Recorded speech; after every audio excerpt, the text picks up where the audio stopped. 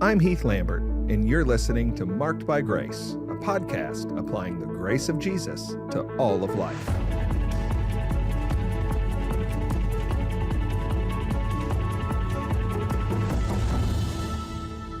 Is simultaneous verbal prayer biblical?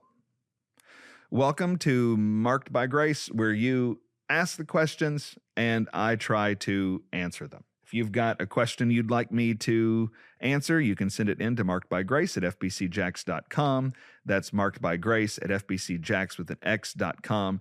And the question I'm taking this week is having to do with whether simultaneous verbal prayer is biblical. So what we're asked to do here is asked to think of a worship service, and maybe the leader up front, probably the leader up front, encourages everybody to just start praying out loud, and you hear the hum and the din and the murmuring of maybe dozens, maybe hundreds, maybe thousands of people in the room as they pray simultaneously out loud to the Lord.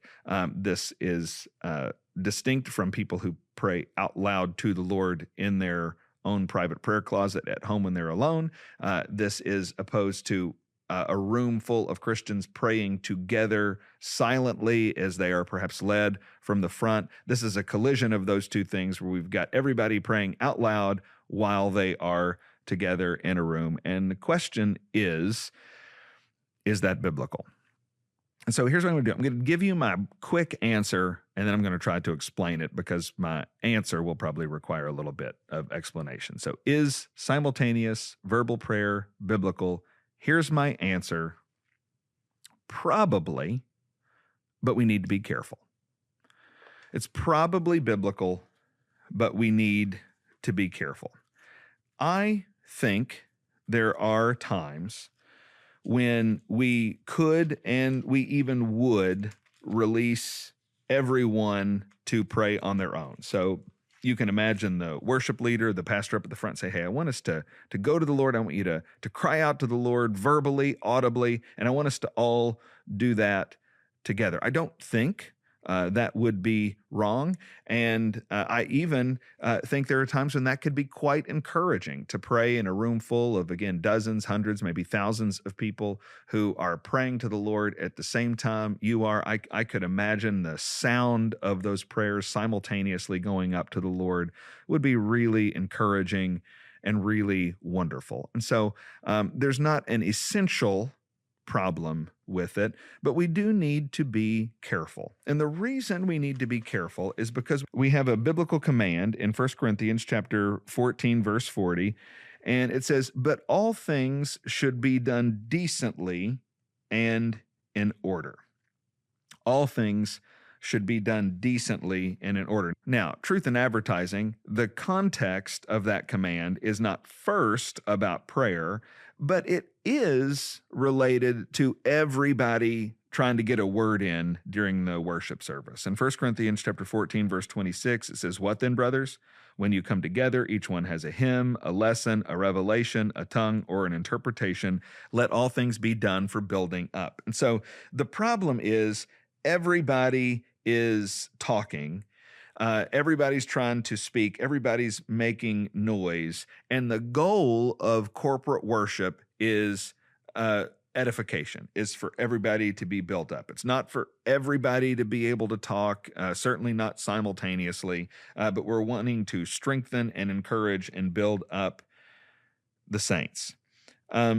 There could be, as I said before, these kinds of verbal simultaneous prayers, but also we really are probably best to emphasize that and focus on that when Christians are alone, away from the corporate worship setting and just pursuing their relationship with the Lord on their own.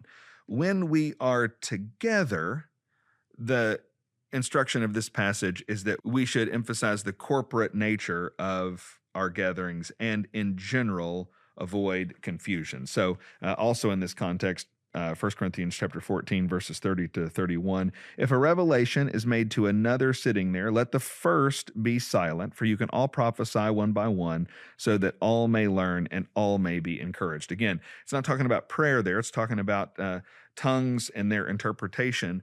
But it is talking about the clamoring of a cacophonous amount of voices that is all speaking at once. And what it's saying is the people aren't going to be built up. The congregation is not going to be edified if everybody is talking at once. And so when we come together for corporate worship, what we want to do is focus on building up as many people in the room as possible. And that requires all things to be done decently, all things to be done in order. It doesn't mean there's never any time when we don't all pray at once, but it does mean that what we emphasize is we probably need one person speaking at a time. And so, is simultaneous verbal prayer biblical? Probably, but be careful.